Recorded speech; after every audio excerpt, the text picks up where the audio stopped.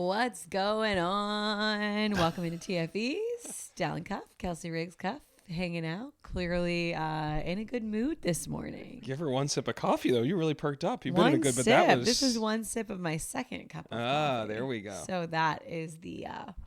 Is there anything that smells better? It tastes worse to me than coffee. It just smells so good in here right now, but I just have no desire to drink it. I just like the smell. It's great. Oh, it smells good in here because of the coffee. Phenomenal. Yeah. Well, I wish that I had no desire to drink it, but yet here we are, and I will probably want another cup of coffee later. How you doing, baby? TFEs off the top. We got a date night tonight, so maybe you need to have a cup of coffee later. And a late dinner. We got a late dinner, too, yeah. Your boy tried to book up one a month in advance, yeah. And even the day before Valentine's Day was pretty busy. Maybe Turns out. A lot of people are doing what we're doing. Maybe they're celebrating on the Friday. Who knows? I just I had a play date with one of Dace's friends from down the street, and my friend, and she was saying that like a month ago she tried to go when it was like, I don't know, 12 degrees out or something. Mm-hmm. And they could not get a reservation anywhere, like 3 nights in a row. They had to sit at the bar. So maybe it's not even just Valentine's Day. I think people are just cooped up and crazy. And even though it's cold outside, they're like, let's go get dinner. We got to get out the house. Yeah. TV's thoughts. I'm excited for our next couple days. We have, this is a rare thing in basketball season. Like I don't have a Saturday. I'm not working tomorrow. Yeah.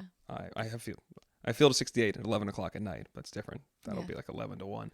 But during the day, we're not traveling. You're not traveling, not working. I wonder how great you'll feel around 4 p.m. when there've been 4 basketball games on for 4 hours. We'll see how that goes. I may be in a different room. Who knows? But I love basketball. You do, but that's a lot of basketball. I had a shirt on that just said sports before I put this one on. Yeah, like we've got our date night tonight, Valentine's Day, babysitter coming. Tomorrow, not traveling next week. We got Lyra date night on Monday. We have, some other family things. We had a really fun Valentine's Day week with Lyra and the kids. It's been a really good week. To feel like I think this time of year too, I start to feel like it's the end of the tunnel. We're like a month out from Selection Sunday. Like everything this time of year is based around basketball season. So like emotions, my feelings, I feel like very positive and excited and, is it grounded is the right word? I feel like it's nice to be home and we're going to be home and be together for like the next like 6, 7, 8, 9, 10 days, which is kind of rare. So I'm like excited for that and like all the cool things we have coming up. And I think the like emotional state is very calm, very, very in it. Be where my feet are right now. Grateful and just kind of soaking it all in. You know what's interesting about this podcast is I feel like even just without listening to the whole thing, if anybody just comes in and takes in like the first 10 or 15 minutes, they can probably like tell a lot about where we are in life. Yeah. Like even just my hello coming in. That surprised me even. Yeah, I know you giggled over there at me, but like, why am I like, hello, welcome in? Like, who cares? We're doing a podcast. Let's sit down and talk and have fun. Like, well, you know what's interesting about that actually? That's why you always make fun of me because I beforehand and you get all serious and then I get serious and I'm like, is he judging me? And then I'm like, hi, I don't know what to say. It's not that. It's how you sit down and you're like, you like how you compose whatever you're doing over there. I feel like it feels more serious to me. I'm just looking at you like, what's this lady doing? Well, expect me to just say the unexpected off the top now. Oh, this is what I was going to say I find interesting though, is when we do our jobs normally, no matter what we're thinking or feeling or our emotional state is, got to be on. Yeah. Like we are in like, I used to believe that the person I was on air was the same as I was off air. We've talked about this before. Like you're closer because you are like an open book to most people. But if you're going through stuff when we're on air, you're not talking about that. Mm-hmm. You're not allowed to show your emotional range. Like this is like the only space in public where I feel like this, and maybe like the podcast space where I feel like I'm willing or allowed to just, if you're struggling with this, you can mention that. If you're down on this, you can mention this. If you're up here, like you can be more human, for lack of a better term, than when we are doing our jobs. A lot of times, it doesn't matter what is going on in your life. You got to either present the news, call the game, whatever it is, in an upbeat, engaging, fun, entertaining, informed manner. Yeah. Which sometimes is hard when your head is not in that space. You have to compartmentalize a lot. Yeah. I do. I still think that one of the biggest compliments someone can give me is like, oh my gosh, you're just like I thought you were from watching you on TV, or, you know, this is how you are on TV. I still think that that is a compliment to me, because then I feel like you're getting the real me now, and you're getting the real me on TV. Now, are there sides of me that you still obviously won't see, and the bad things? And yes, so I understand what you're saying. But I want to like come off authentic, and we're coming off of one of my favorite shows on ACC Network, the Galentine's Day show that I do with my ladies night crew, and just did that last night. And that's probably like the most authentic us. Not because we're like, oh, we love. I mean, Coach McGraw the first year was like, we're wearing pink. What do you mean we have to wear pink and What I red? saw last night in her pink suit, she looked great. With her tie. She was rocking it. So cute. I'm it. like, you're the most stylish one of all of us, Coach. But we did, I mean, like, we started that show and we're like cracking up laughing from the very beginning, and just talking, and I don't know, just like shooting the shit and having fun. And it does feel like the most real, authentic, because that's the environment of that show, and that's kind of like what we tried. So I hear what you're saying, but I do like that what people saw last night, I feel like, is what I hope, like, it feels like most of the time to watch us. And it's so easy. This is, I don't even know how we got here, but like, I think with like half times and stuff, and some of the shows, and even Sports Center, you got to put on your Sports Center like outfit and your Sports Center voice, like you feel like, oh my gosh, this is like newsy. And it's like, no, don't do that. Yeah. Be yourself. Be not like a robot in these half times. They just get repetitive. So that's been interesting to kind of figure out, you know, you like find your voice in life, but also like finding your voice on TV, which often means like just being authentic to yourself, which you have to be comfortable enough to be authentic on TV. Yeah, which is it. I think finding your voice, I say to anybody that's trying to get into this business, you have to, it takes reps and time to be comfortable in your own skin, to be comfortable with just being who you are, and also letting that out, and and finding that's part of your voice, like what you want to project. I guess the only thing I would say is like, if a guy like sees me on TV and then sees me in a bar and we're like hanging out, he'd be like, oh, that's the same thing. Unless I'm having a real shitty day and I'm not you would then be like, oh, well, he's not as fun or as interesting as I thought. Because I'm allowed to be a human and be like down. Yeah. The person if I'm having a good time, will look like that guy on TV. Yeah. It's if things aren't, I don't let that other sad, emotional, depressed, any negative emotion come through on TV very often. It's very few and far between. I can imagine, and I've never charted it, but I can imagine it's definitely not a common thing for me to be, you know, talking about my feelings and emotions when they're not all good on television. Well, and there's not really like a space in it in the shows that we do. Yeah. You know what I mean? It's kind of like buckle up and go do TV, like regardless of what just happened or the phone call you just got or what you're going through. So that definitely has its challenges. Anyways. Sorry, what are your TFEs? My TFEs thoughts. I am also thinking about how I'm excited for the next couple of days. I just mentioned the show last night, and I love doing that show. But on the way home, I was so excited for like 2 days of just us being here. And I know you mentioned we'll be here longer, but then I have to work long day Sunday. And you know, we have work days in there, but just being here feels good. And it also like feels good to like, I said this to you last night when I got home. I'm like, it's so nice to like be so excited to come home to somebody. Yeah. Like, I'm not tired of you yet, which is cool. Well, we're still early on. I've got a lot of years left to wear on you and grade on you, lady. Yeah. No, we'll find ways to always be excited, but it does. It just feels good to be excited about. And it wasn't even like our date night, just like excited to know that we have 2 days where we can kind of take it wherever we want to. So that's good. My feelings, I guess I kind of just did a little bit, but what else? Feelings. I do feel a little sick again, which is so annoying. Like, why can't I just stay healthy? Like, what in the world? That's how I physically feel. What other things for feelings? I feel the same way you do. I feel like we're like about to turn a corner. I mean, I keep staring at March and going, what in the hell are we going to do? And who's keeping this baby? So that's a different problem. And what days and this and that. And then I get like paralysis by analysis, and I'm just like, nope, can't do this. Can't figure it out. Cause like one thing has to be figured out before the next. And then I just back into a corner and run That away may need and, to be a like, pour conversation we cup of have tomorrow coffee. morning. We may need to sit down and figure that thing out. But that's a whole different thing. Let's enjoy today. It's not a may. We definitely need to figure it Yeah. out. So yeah, definitely see the light at the end of the tunnel. A little overwhelmed by March in the planning, but excited for all that we have and the work stuff that we have going on, and really grateful for that. And then emotions are, I just love love. She loves love. I love love. I do. Have you always loved love? I have. Yeah. Even like when love hasn't loved me back. Because love ain't always good. Yeah. And I've had some hard times for sure. But not just like the love I feel, but I think it comes from being an empathetic person too. Like I love seeing other people in love. I love seeing love between families. I love seeing love between friends. I love love. Have Again, you always loved love? I haven't loved love till I've loved you, babe. That's so it. corny. There is truth in that though, because I think every guy will bitch about Valentine's Day or Mother's Day or different things where you have to do these things.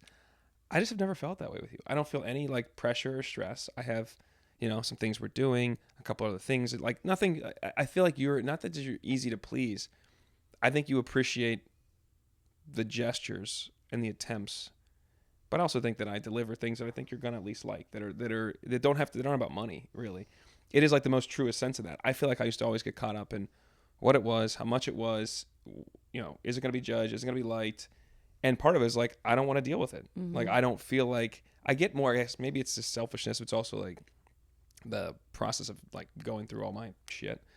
I think I enjoy making you happy more than anybody else in my life. So that's Thank you. and I know what makes you happy is to know how much I care and how much I love you, which I do, but also show it in different ways with words and with other things. So like I used to not dread Valentine's Day. I'm like, God, this is nonsense. Like freaking Hallmark holiday. I hate that.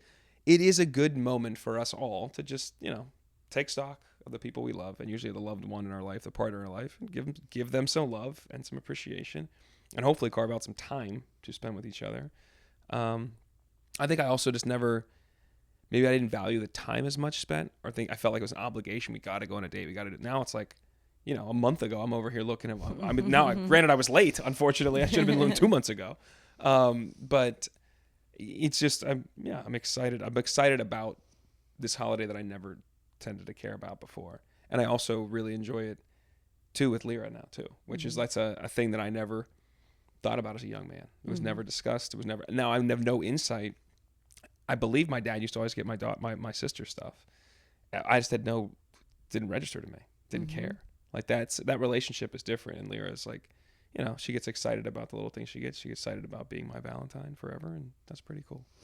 Yeah, there's a lot there. I'm excited that you kind of feel excited for Valentine's Day. That's good to know. I didn't know kind of how you felt. It didn't seem like it was something that you were like, here we are again. I never have been like. But you thought I did feel like No. I just, I didn't think that. No, I used to. I mean, in years past, that's how I felt. Yeah. I should say prior to you. Let's say that. Years past does make sense. Prior to you. I got you. That's what I thought you meant. Yeah. I've never been. That's not true. As a like older adult, I've never been like a huge Valentine's Day person. I'm not like, oh my God, I need the most grand gesture or this or that. And I do. I love little things and surprises and dates and all of those things. But as I was about to say, I've never been a big Valentine's Day person. I do remember being in like middle school and it being Valentine's Day and getting your Valentines from people or people you could send people carnations. And so that was maybe high school, middle school. You could send people flowers and they would be addressed and you'd be like, am I going to get one from somebody? Or are they going to put their name on it? Like, who is it? Is it like, that was such a fun stage of like, the like young love and crush. And you send them to your girlfriends and stuff too. But I did think that part of Valentine's Day when I was younger was fun. But then as an adult, and maybe it's because like sometimes I was in relationships, sometimes I wasn't. Valentine's Day is hard when you're not in a relationship, which is kind of where Galentine's Day comes from. But I feel like some people just like loathe Valentine's Day, some when they're not in a relationship and some even when they are. And I'm like, who cares if it makes some people happy? Like, why do we have to be offended that people choose one day to celebrate when they should show them every day? Like, okay, but why can't we pay a little extra attention right now? Also, let's be real. A lot of us can need a reminder, and a lot of men, in particular, need a holiday helps you do it. Yeah. And that's where it feels like an obligation. I do think if you do things more throughout the course of the year, it feels like less like an obligation, and more because I think also it used to be like very much I got to do this for her. I got to do this. It was a holiday where only focused on the women, which I do think if like your partnership is good, it's like okay, how are we gonna do something together? Like it gives us a chance to prioritize us being together, which I just don't think I valued in the past either. It's like, how do we, it's an important, we're going to carve out the moment around this. It almost gives us not license or an excuse. It's a reason to spend the time with you, to talk about how much I love you. And it's a reason to prioritize us when in a busy season that can be something that slips away easily or is not always feel like the first priority when you have so much going on. You mentioned the Lyra and Forever Valentine too, and that was super sweet. We just, I'm trying to choose my words wisely. Maybe just always give me a slight eye roll with the more extravagant things that I want to do. All right, you got to paint the picture right. I come down after a 3-hour radio show. All I see is you at the kitchen table with a big smile. I may have gone overboard. And there's 2 bags full of pink and red stuff. And I was like, what the hell is going on? Yes, my initial reaction is, what are you doing? And then you start to see it all. And then you think about it like, okay, Lyra's going to love this. And I love the little Dace man. He still has no clue what the hell's going on. But he's got a lot of stuff too. So I'm aware. And some art supplies, which he likes right now. He does. It's true. So some of the stuff makes sense to it. Some of the stuff he has no clue. Yeah. His sister liked it though. So that's good. She did. She liked it. So we did a little early Valentine's Day with Lyra since we won't have her until the day after Valentine's Day. And for me, like, first of all, it's not a lot of money spent. It's like junk stuff and some arts and crafts things that they'll actually use. Yeah, I get it. But to a 7-year-old, when she walks in and she sees the table decorated and a sign about Valentine's Day and everything, like it's like, to me, it's like so special to see how excited she is. Dace is excited. He doesn't even know why he's excited when he comes home. He's just like, well, what is this? And I don't know, maybe she doesn't even remember that when she gets older. Like maybe those aren't like core memories that like stick around, but like, I don't know, for us, I feel like they're core memories of like getting to see their little reactions. And you wrote her a little love note that I know is going to be something that I definitely think she'll remember, and something that you'll remember too. I feel like you were like kind of a little emotional about it. Yeah, it was sweet, and it was fun to like read it to her. I didn't know she's like she can read now, but she wanted me to read it too. And I wrote, my handwriting was phenomenal. It was the slowest I've ever written. It's because I'm like, she needs to be able to read this. They're gonna really knock into these letters. I said, no, I want you to read it. I said, oh, okay. Which was cute. And I do, maybe an ancillary benefit is whatever dude tries to take her away from me, we'll never match the Valentine's Day bar. We're setting a high bar here. So I'm just kidding. But that is not to interrupt you. That is like a thing I've seen on the internet where people are like, not even around Valentine's Day, but like doing XYZ for my daughter and taking her on this date and buying her flowers so that when your dusty son comes around and says that he loves her and doesn't even know her, that doesn't mean anything because all he gave her was like XYZ. You know what I mean? Yeah. I think it matters to set the standard high. I think it matters like the love that she sees in a relationship. And Dace, obviously, it doesn't matter to him yet, but the love that our kids see and that they grow up around and the example that they have, and then also like what they feel. Lyra, especially from you, and Dace from me, just as the mom, son, and father, daughter. I think that matters a lot.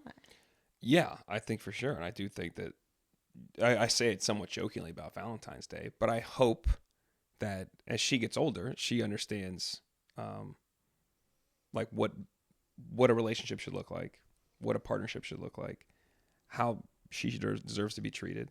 And from my experience, she'll understand some shortcomings that I've had in the past and be able to talk about that and ask questions about that. And also, but her experience of what she will remember and see by and large will be like a healthy, positive, loving family and home.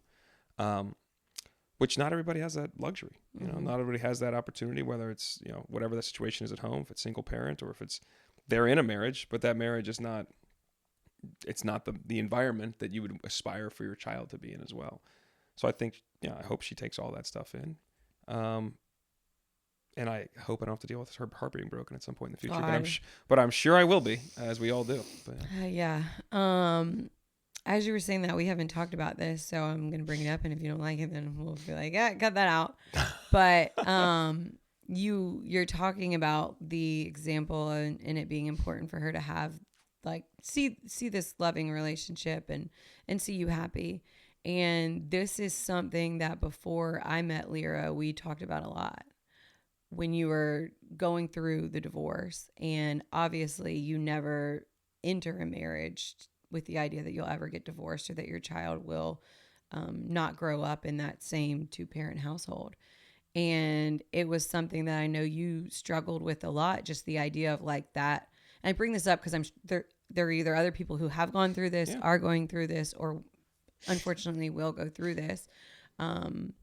Because we put our children first. That's what you can't help but do when you're a parent. You just want to be selfless and make the best decisions that you can for them. And part of, I know what you felt a lot was this wasn't what you pictured for her, and not growing up with her mom and her dad in the same house. But we also talked about what it would potentially look like to see you in this relationship really happy and have this model of love that you wanted her to find one day.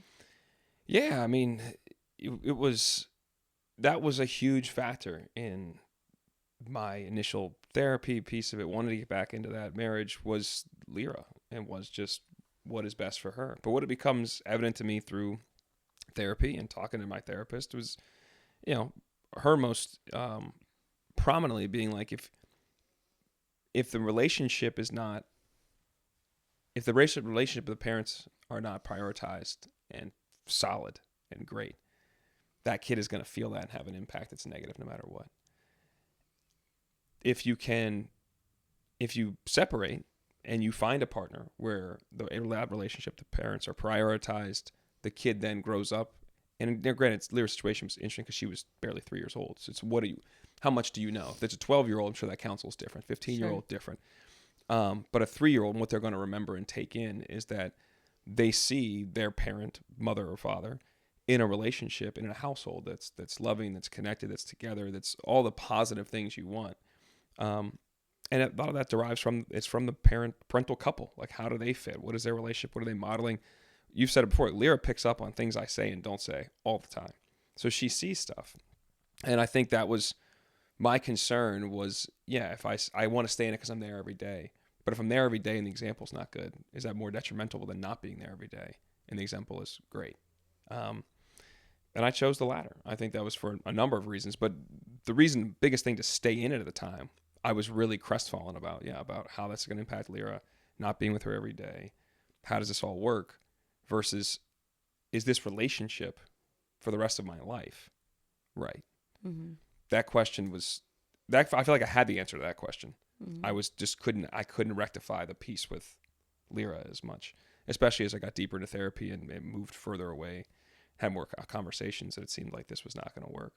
At first, I wanted to believe it would, but it just wasn't. And I think that's, Lyra still asks questions. Lyra, we have hard conversations now that she wants to understand it. We will for years ahead, and they'll get more and more real. But I think with me and her, like, she'll understand, like, I'm being real and honest with you as far as my mistakes, things I would have done differently, why it was all, in the end, hopefully better for her and for me. And I think she'll see and feel that as she gets older. Yeah. Yeah. I think she will too. And hopefully she does now. And obviously, I feel like even before I was a parent, I kind of had this perspective, and now I try to like think about it even more so. 'Cause like, no matter what you do and how good you do, something you do is going to mess them up some way. Something's going to stick. Something's going to stick with it. But I mean, it might be like the tiniest thing. Like, you thought that like they remember that you always told them no, they couldn't like run with a knife. And why is that crazy? But what's the effect? Like, you know what I mean? It could be the most wild thing that like sticks with the kids, no matter how many good things that we do or how much we try to instill. And like literally every moment of a day with a child is like a decision, Mm-hmm. you know, how you're going to react, how you're going to spend your time, how you're going to, you know, interact with them, all of these different things.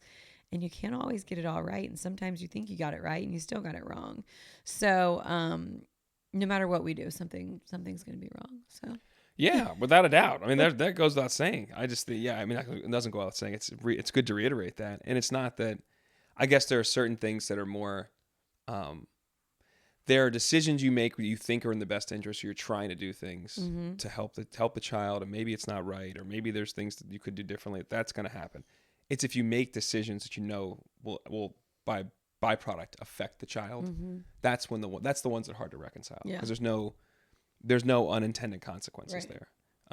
There were consequences, and you made decisions, and that's what you have to explain as they get older. And for her case, have to get older, and learn from them and rectify them. And honestly, I feel like I'll spend my lifetime not trying to make up for that mistake, but making sure that you give her. It's not like it would be any different. I think if I still lived in the same house and we had this, she was there every day. I think it's just like a lifetime of making sure that I never want to put her in a situation where I make a decision that's going to negatively impact her like that. I'm going to mess up as a parent. We all will. But it's different to make a knowing decision that could have a negative impact on her life. For sure. Yeah.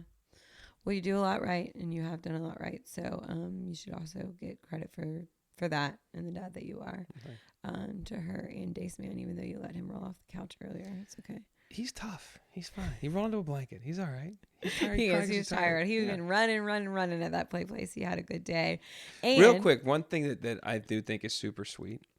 When Lyra, that's like my greatest compliment. Lyra's like, "You're the best daddy ever." Granted, she only knows me, but there's like that's like the greatest thing. Whenever she says that, "You're the greatest dad a girl could ever have," those things are like make my freaking day. Like she's just the sweetest thing. And similarly, it's just really cool when Dace's face, like dad, his little face lights up. It's just that's not the same thing, but it elicits a very similar feeling.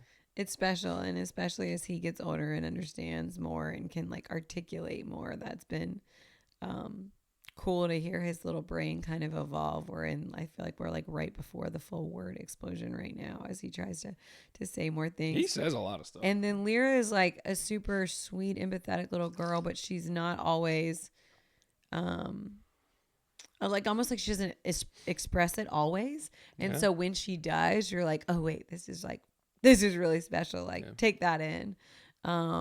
And it's not in a way that she doesn't feel it, because it's like you can feel it and you know it from other things that she says and does. And then when she is really in that moment, it's really cool. Yeah. So I can't imagine for you being her dad, but then for me being your stepmom too, when she says something to me, I'm like, like turning around the corner, looking at you like, did you hear that? Oh my God. I was going to say, Dace also handed out his first Valentine's Day today. Look at that. And by handed out, I mean in the car on the play date, the whole time to play with his little girlfriend down the street. He kept saying her name, Belle, Cher, Belle, because he had his little thing in his hand he was going to give to her. And so then I was trying to get him to say Happy Valentine's Day and telling him when we get there, you'll hand it to Belle. So we got there, said Belle. I was like, look, Dace, there's Belle. I'm going to give it to her. And what did Dace do? Threw it right at her. Just right on the ground. I thought it was a good toss, actually. It was so funny. It was like, here you go. I brought you this. Enjoy this thing. We got to work on his delivery in the future. But I disagree. Like I said, it's good. I thought it was a good toss. I think that's going to be interesting about raising a little boy of like, you're talking about it inevitably they'll get their heart broken at sometimes, and hopefully that doesn't happen, and hopefully they don't break hearts, but it's just a part of life. But like figuring out what you want to instill in a boy, because you do. He rolled off the couch. Yeah, he's tough. He did it. He landed on a blanket. He's fine. But if it hurts, it's okay to say if it hurts. And I know. I'm not saying this. Daddy in this picked example. him up and I held him. I'm not saying. I'm joking about that. I didn't hold him as long as Mommy would have, no, but I did hold him. And you didn't snuggle him quite as tight.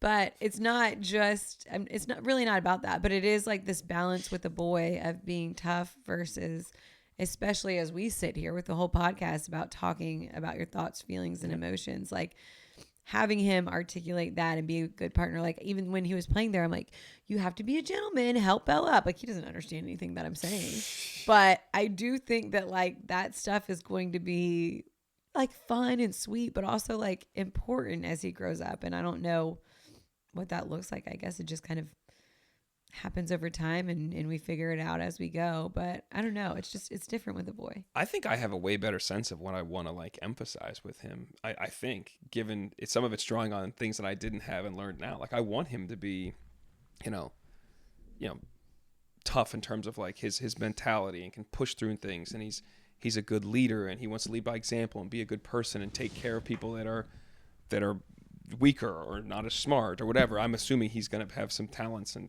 want him to be a kid that's like uses his brain and body for good. If that sounds ridiculous, I don't know. But what I mean by that is to not be the kid that is because you are better or faster or stronger, you put down the other kids. Yeah. Which is some stuff that I did.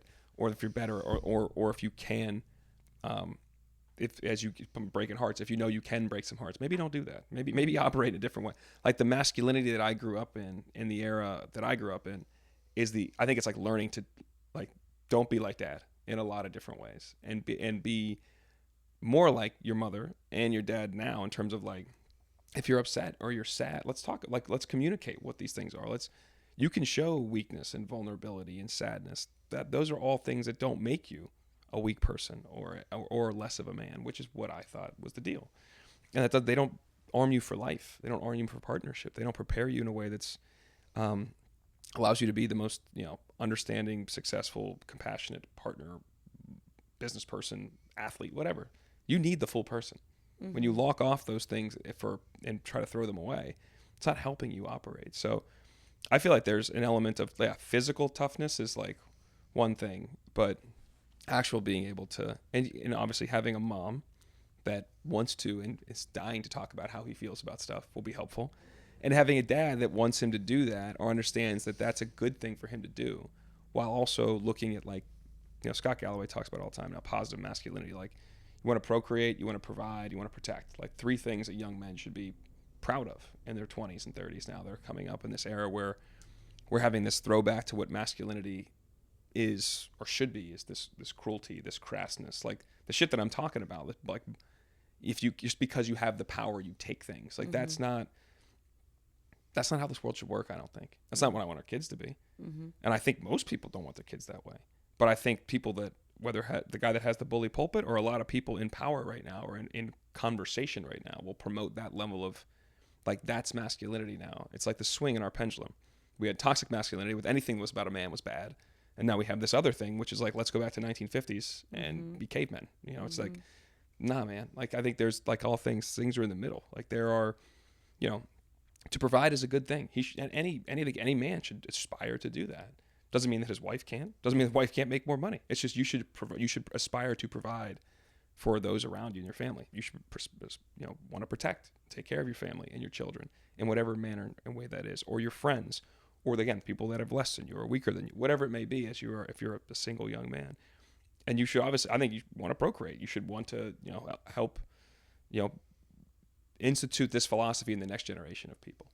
So I mean, that's like Scott Galloway's thing. He wrote a book on it recently, and I just think like his beating the drum for we've left men behind. We're giving them no like positive male role models that have these things that have old school masculinity in them, but with a positive bent or a modern day bent to it. I think is important. So I guess I went on a diatribe of exactly what I want days to be. I think I've thought about this a lot, and I don't think I never would have thought about this if this was my first child and it was 7 or 8 years ago. None of that would have come to my mind. Mm-hmm. I want you to be a good athlete. I want you to be the strongest person. I want you to be a great leader. How do you do that? Why do you do that? Oh, because that's what men do. That's not really constructive. Yeah. That's good. I think that even just what you said right there at the end about be a good athlete, be strong, and be a good leader. It's so funny because like I would love for Dace to be an athlete, and I know you would too. But if he doesn't like sports, I'm also like, all right, what do you love? Don't even care. I was obsessed with that. Like, which is crazy. Because again, not crazy, but it's like crazy in a good way. Because I'm like, this will be awesome. When we were just home in Charleston, we went to my cousin's twin son's basketball game, and I was like, oh my god, I can't wait to do this like with Dace. And they're so young at that point, they at least try stuff, and then if he doesn't like it, he doesn't do it. But I'm excited about those steps for him as he like gets to try different things. But then like If you don't like it, cool. Doesn't matter if you're the like most athletic looking dude that there is. If that's not what you want to go dance instead, or you want to be in a play or whatever it is you want to do. Okay. I honestly think I used to look at it like a selfish thing. Like my kid's got to be an athlete to validate me. Like that's so much thing I think came back to me. Like he's got to be an athlete because I was, and he's got to live. He's got to be. Nah, bro. What's your kid into? But and I feel like what all validates me and what you're also saying would validate you is like what makes your kid happy. Like seeing your kid happy and succeed at like what makes them happy is what really fills your cup. Like you fight every day about putting a uniform on and you make them go and they run around and they score a goal. So you're proud because they scored a goal, but they hated it. Like why? Why do that? Well, I think a lot of, like, if you want to get into youth sports conversation, that's a whole different thing. But I think people, they want their kids to get scholarships or they take pride in them being good, whatever it may be. I think there's a lot of misguided stuff. And there's a lot of money in those things. And these systems have, perpetrated things that aren't necessarily positive in our society. That's probably for another day. But yeah, the youth sports complex, I think, is a big issue. And I think it's driven by parents. The adults in the room have created the system and feed into it.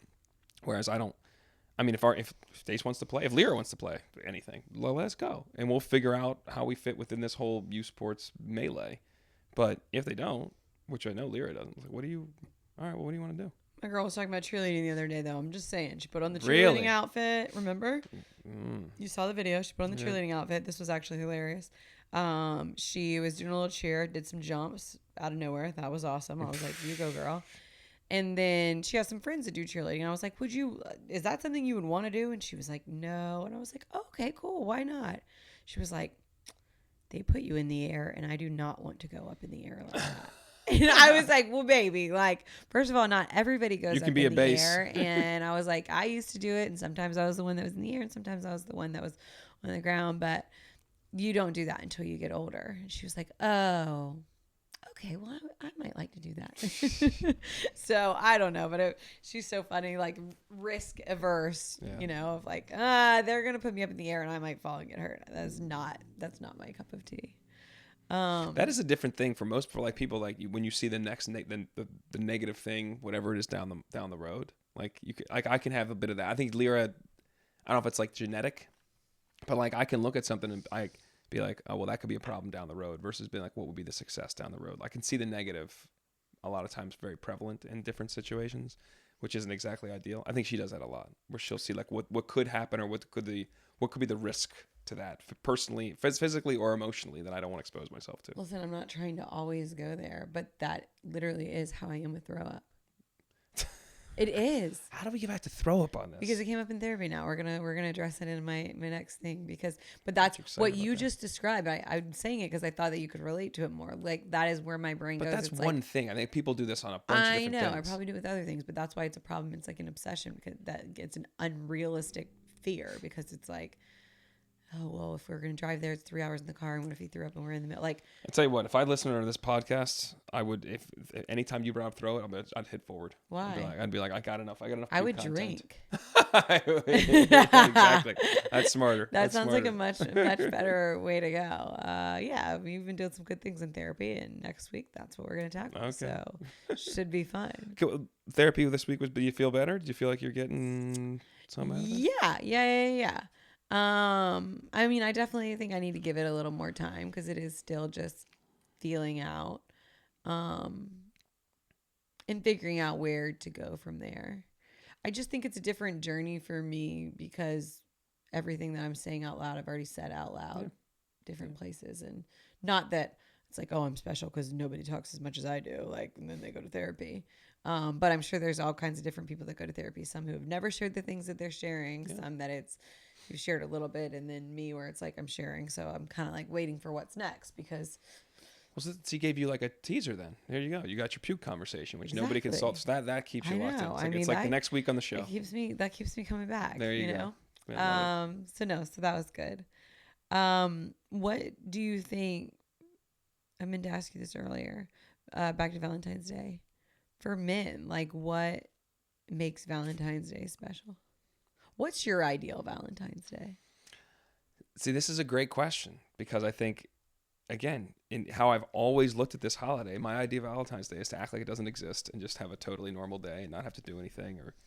And now I think it's all this is us being able to do something that prioritizes us, that spends time with you, makes you happy, makes you understand, or think about how much I love and care about you and how grateful I am for you and for our life. And outside of that, I don't need anything else. I do think that, or like, I don't want it to be anything else. I do think that I am fortunate now, as I see it, in the relationship that we have, that you do so many things for me and communicate how you feel and appreciation across all these different days, that this day, it's not like I need anything more today in that regard, which I feel very fortunate and grateful for that. So I just want us to be together. That's it. You're so sweet. Yeah. Not helpful for other people out there that are trying to think what to do for their man, but Sorry. okay. If you want that, I mean, I'm just kidding. if you want gifts, well, that's the thing is, I don't think most men don't expect anything back. Like, we don't know, like, if you do get your guy anything, I mean, that's, a great added bonus. I did see a funny meme on Instagram, well, not meme, a reel this week where a guy he wasn't preparing for Valentine's Day. He was eating a bunch of pineapple. Do you know what that means? Jesus, yeah. that was good. That gave me a good chuckle. But if that's, if that is due in your relationship, then that would be really appreciated. Pay it forward, people. Yeah. That could work. Men are simple. We are simple. As Dave Chappelle famously said, make him a sandwich, SSD, and don't talk so much. It's not hard to please man. Sorry. That was it. That still holds true, but anyway. Doesn't. If to make don't talk so much. Well, that was funny. You can talk as much as you want, but other people I've been around, I could do with less talking. Could do with a whole lot less talking. I was the only one that I was going to argue there. Yeah, the other two are pretty self-explanatory. Except for you don't eat sandwiches, but that's beside the point. Making food. Yeah. Or in your case, you don't even really need to make me food. It's okay. What an easy life I live. No problem. Anyways, you want to talk about my hat? I do want to talk about your cute little hat. Do you want to explain the whole thing first, and then I'd like to touch on that day, as well too. Yeah. So we let's talk about Charleston as a whole, because that day was cool. But also, before we get into this, little side note. Seeing you call the game at the College of Charleston, like, I know you've done way bigger games, way bigger venues, way bigger shows, whatever.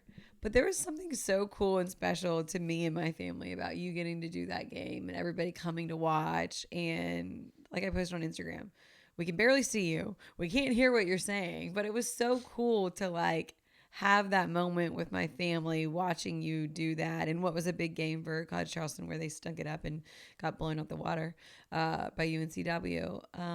But that was really special. That was like the whole beginning impetus for like why I was like, okay, we'll go to Charleston because you're going down there to call that game and it'd be fun to take days. Then we found out it was an 8:00 game. He was sleeping. And so other family members came, and I don't know how you felt about it, because again, like, you've been on bigger stages, but for me, and I think it's funny because it's like, I'm on TV and I do these things too, but I still feel like a proud little paparazzi wife when I'm over there. Like, look at him, look at what he's doing. I think we always feel that way. Like, I mean, when I was in Florida a couple weeks ago with Derek, we went to lunch before I had this event, and we're sitting there in a brewery having lunch. They love the fact we were not drinking, having lunch at a brewery, but we're eating. And we look at me and goes, "Oh, Kelsey." Like, it's just everybody in my family. I still like, oh, because if I don't know why, anytime you pop up, I know you're on, but I don't know what time the halftime's gonna hit. It's like, it's exciting and it's fun. I particularly love seeing you do soccer games or things that I know like you're truly into. I know you love the basketball stuff too. So things that you're really into make me excited to see you doing them. But it was cool. The broader thought I had though is, and I've said this before, and this will maybe tie into what I was going to say about the hat in a second though, but still, it's like, that is your home. That is where you're from. And there's so many people there that's cool. And it's like, I thought it was like, I enjoyed being able to, people like, why are you here? So I'm doing the Charleston game. And it's like, oh, cool. Like it matters to your family. Yeah. And I don't really have that. Like, when I go to Pittsburgh, when I did my first game at Duquesne, which was like 3 years ago, same thing. I've done bigger games, but that game I wanted to do. Yeah. I wanted to call a Duquesne. I called a game at every Atlantic 10 venue except for Duquesne for 8 years. Mm-hmm. It was crazy. And that's where my dad played. That's where my mom went to school. That's where my parents met. And that's where I grew up, in that same building. It was the AJ Palumbo Center, but that's my first exposure to college basketball. My dad would take me to watch the games there. So to call a game there and to meet people that knew my dad that never met me was kind of cool. I had a couple guys that played in the 70s that came and said hey, and one guy played in the 60s that played after my dad left, but would play pickup basketball with him. It was really cool to talk to that guy. That meant something to have like that family connection. I feel like I always feel that like a void in my life. Like my nuclear family, we will do stuff, we'll go down there, but my extended family, like we've never been to Pittsburgh, and I would love to have that moment where there's all these people that love and care about you just get to be around. And I think that was cool to be the impetus for you guys all to be there was kind of nice. And just to see everybody and take a picture afterwards was cool. And it's your family connection is something that I think like I would love if my family was like that. And I'm really grateful that I'm part of yours because of that. Thank you. I always said that our family's not for everybody. That you ain't lying. Because we are over the top and we are so close and we love really hard, and you know, we're tight knit. And you know, my sister went through a divorce, and you know, that was kind of when I started realizing like we're not for everybody. Like not everybody will wrap their arms around being part of this family.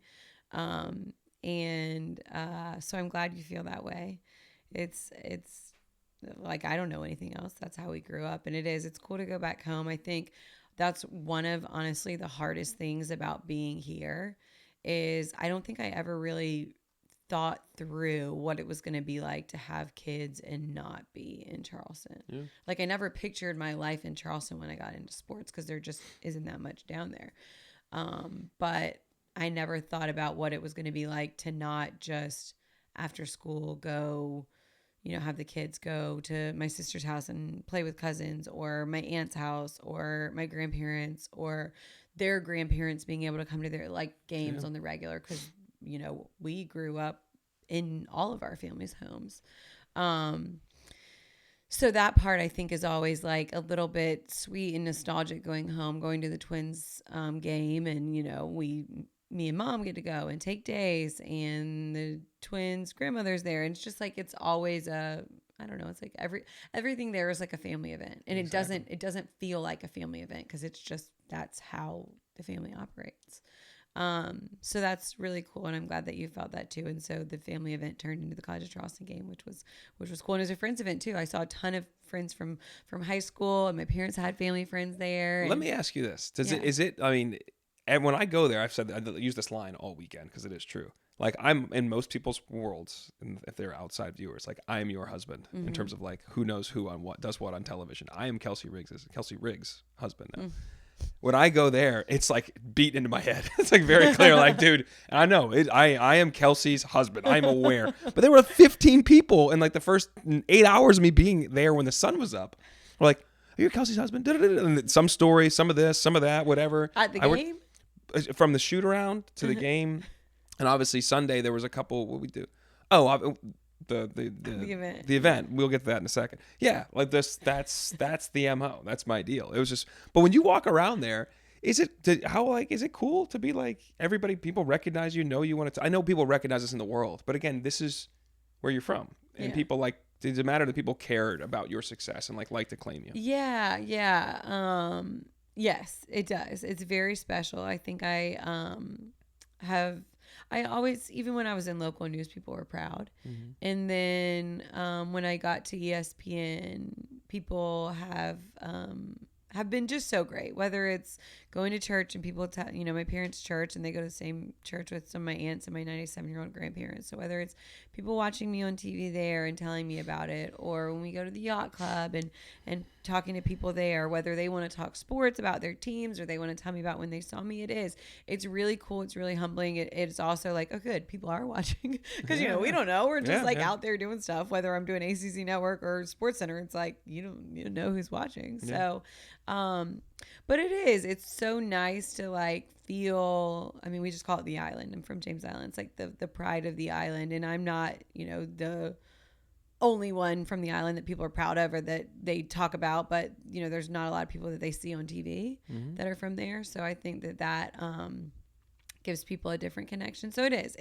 it's special to hear from people. Now I don't feel like I walk around and it's like, oh my God, there's Kelsey. It's just like, it's the same as it was growing up, except for now people are excited to share some of the stories about how they're proud of me or how they saw me on TV or ask me a question about something with ESPN or their team or things like that. So it's special.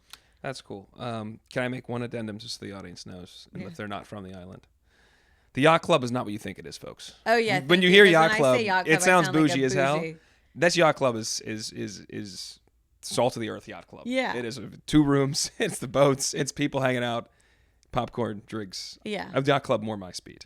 Yes. That's true. I'm glad you said that because you're right. People are like, oh, cool. Your family is at the yacht club, which When you first said that to me too, I was like, what the hell is this girl doing? No offense to people that are part of big yacht clubs. Obviously, would like to have that money and be there too. I'm about to say eventually, yeah. I want to say my speed. It's my speed to hang out. If I could belong to one of the other ones, I'd probably do that too. We want that too. Yeah. We want that too. Let's manifest all of the things, but we also like our.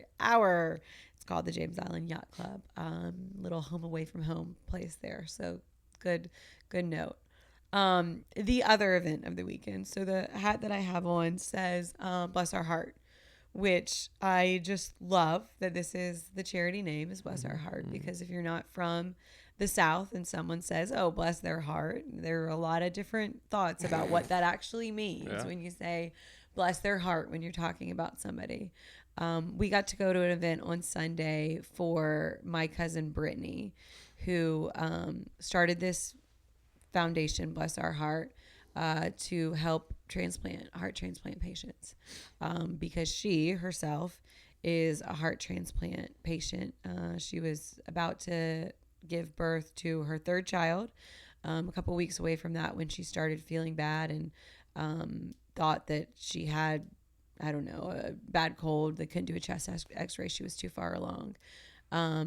She gave birth to a beautiful baby girl, Ellison, and decided to do it for the first time without an epidural. And turns out that probably helped save her life. She had no idea that her heart was functioning at the time and was in heart failure. I don't want to quote it wrong, but less than 20% at the time is what her heart function was. And so she went home from the hospital not knowing, came back like a day or 2 later and was like, something's wrong. And then was in the ICU with a 3-day-old baby and found out that she wasn't going to be leaving the hospital without a new heart because the medicine would not work. Her heart was too far in failure.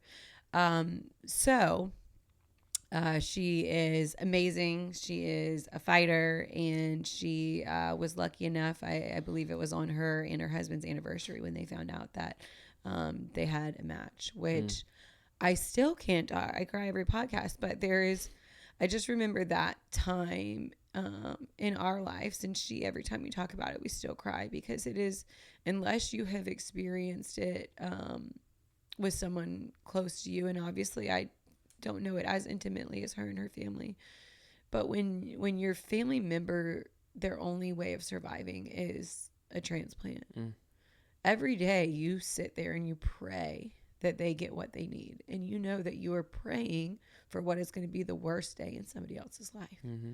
And so you get the news and it's amazing and you're so grateful, and then you're so heartbroken for that family at the same time.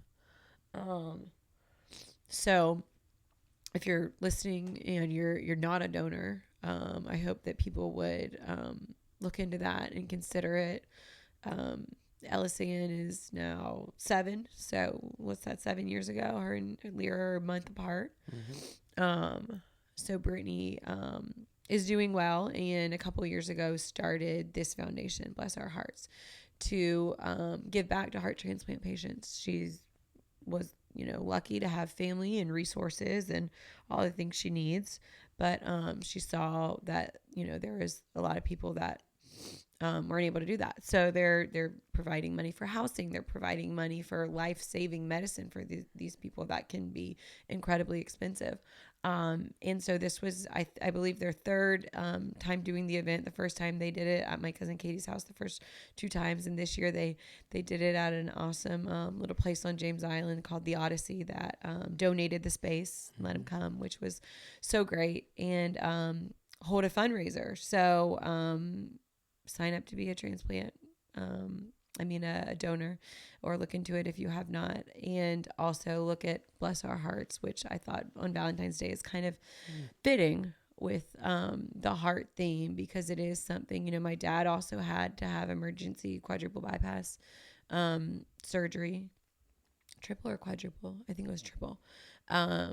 My grandfather's had to have heart surgery before. He is 97 and is not doing, right now. His heart has been in the hospital a couple times in the last few months. So there's a history of heart things, but none bigger than Brittany's. And to see what she has turned this into. She's also my cousin who they just lost their house in a fire just right before Christmas. And so as we sat there last year and talked about, what a hard year and why and these things, I always think about Brittany, who has just gone through and come on the other side of some things that are just like unimaginable tragedy. She just lost her whole house in December. And here she is in February holding a fundraiser to, keep doing things for her charity and give back to other people. It's just, it's really incredible. And walking in that room and seeing the love and the amount of people from the island there and that have given and supported her. And then the way that she has continued to give and show up for other people is just really, really special. Yeah. I think that's like a lot of that shows like a real strength that people have when they take a terrible situation they've gone through and you can make a positive out of it. And I love the perspective. It didn't even equate to me. Obviously, we talked a lot about Brittany and their family losing their home, but then you're out here raising money for a charity to give to others when you still are far from whole and have a lot of different challenges you and your family are trying to overcome. So, I thought the event was great. I thought Katie did a great job setting up. Katie and Brittany did such a great job setting everything up. Can I give you my experience in the event? Yeah. So it was all women from 11 to 1. Yeah. I landed at 10:30. I had to put lunch, get Dace to bed. You did great. 11:01. Are you on your way? What are you doing? That's your call to me. 11. Did you see my text? Are you coming? So it's 1:01. 1:01.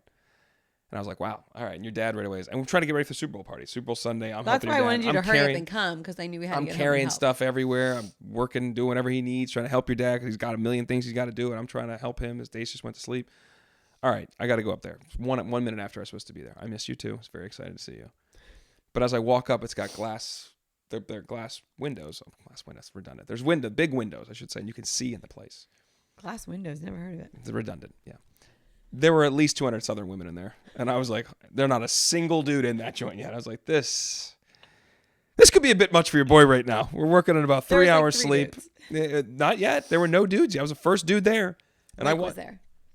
Lake wasn't there yet? Yeah, he was there the whole time. He was helping. Oh, maybe he was in the back then. Yeah. When I walked in. Yeah, I got you. It's one of those moments you feel like, and you feel like you just eyeballs looking at you. It's just like weird. And you happen to be right by the door. I was like, thank God. I did not want to wade through the sea of bodies.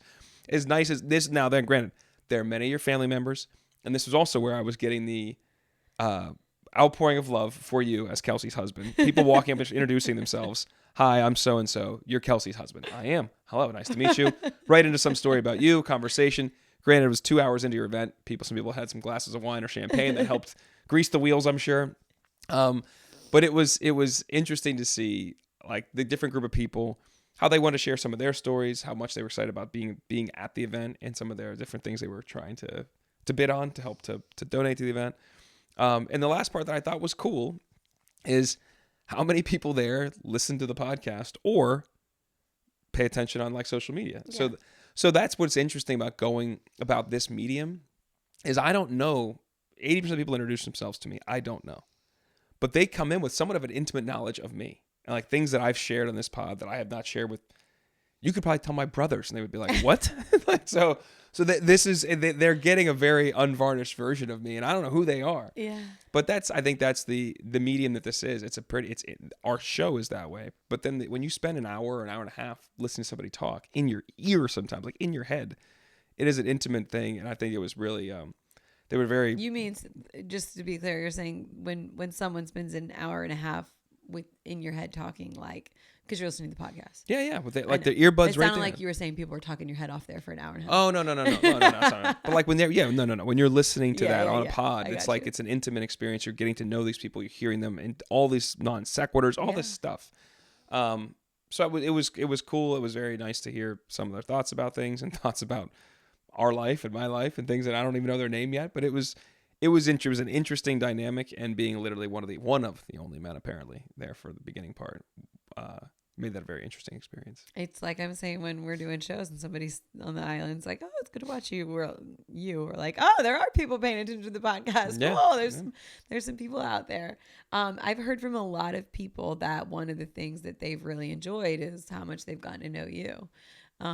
Because, even some of like my closest friends, we haven't gotten to do things with yet because they live all over the country, or people from back home, or family members that listen that, get to know you on a different level than just when they see you.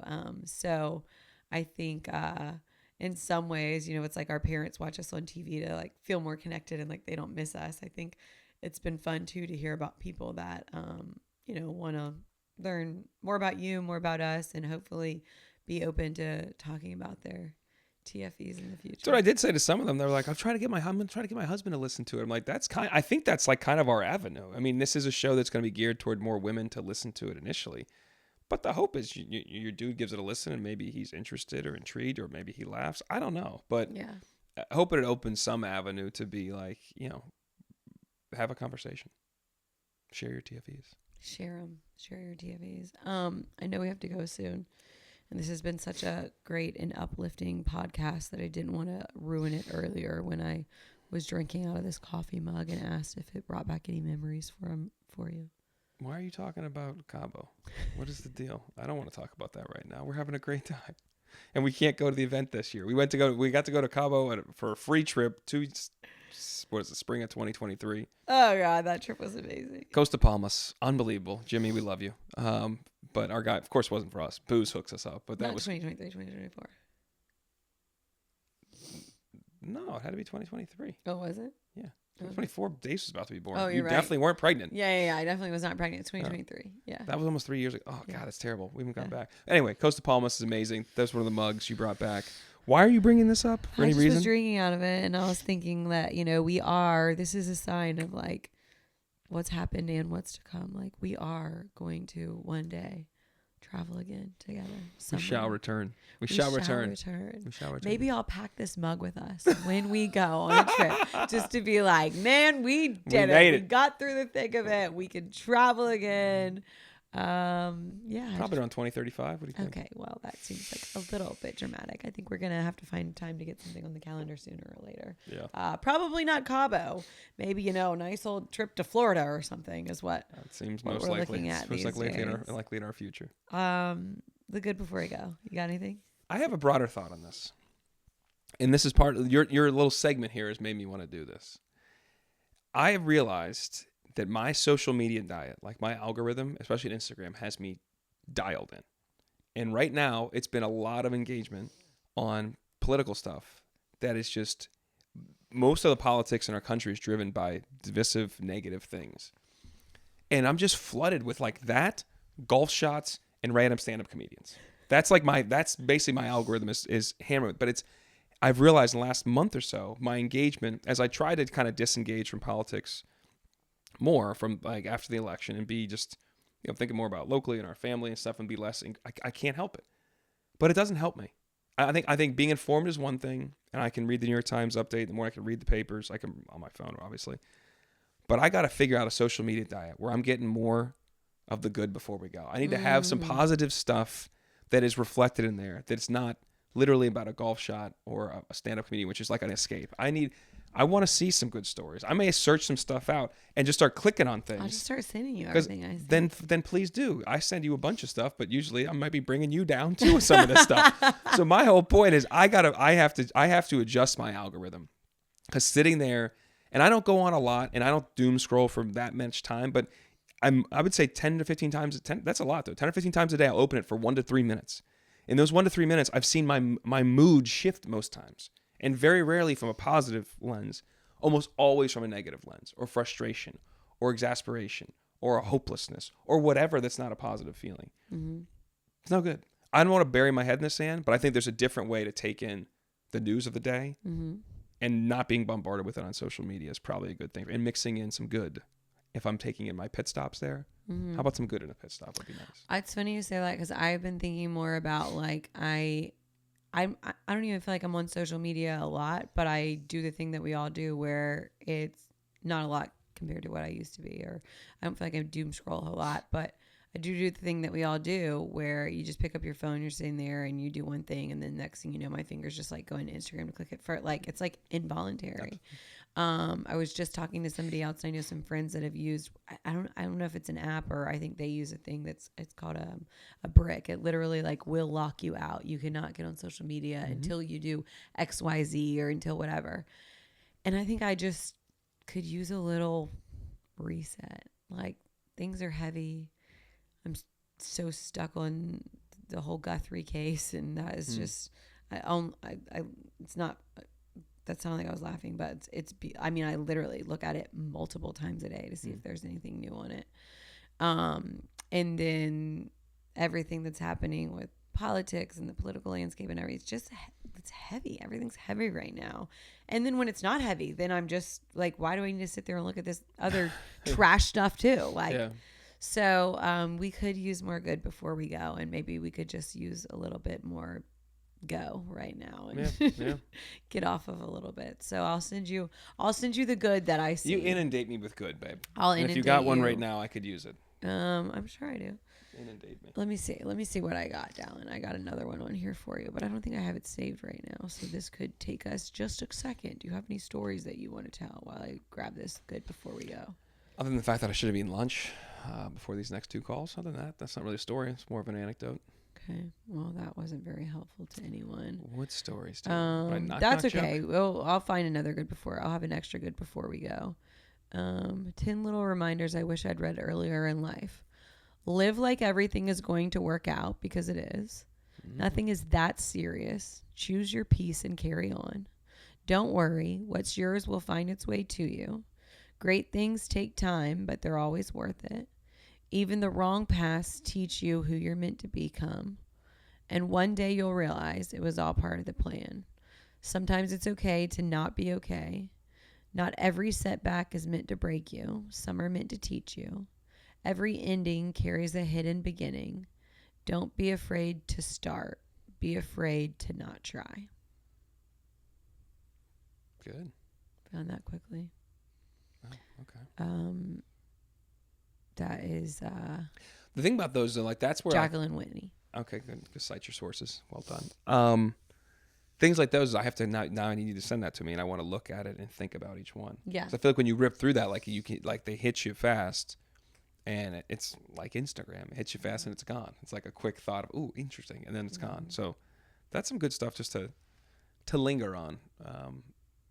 I'll repost it on our TFEs account, and then you can find it from there. I'm sure you know how to do that. I do. And as you just said, just get off social media. But everybody else, you get on it and go to our page. Get on Check it. it out. Find it. Tell someone you love them. Share TFEs. Yeah. Happy Valentine's Day. I thought you were going to do it in Dace's voice. Happy Valentine's Day. There you go. Happy Valentine's Day. Nailed it. Bye.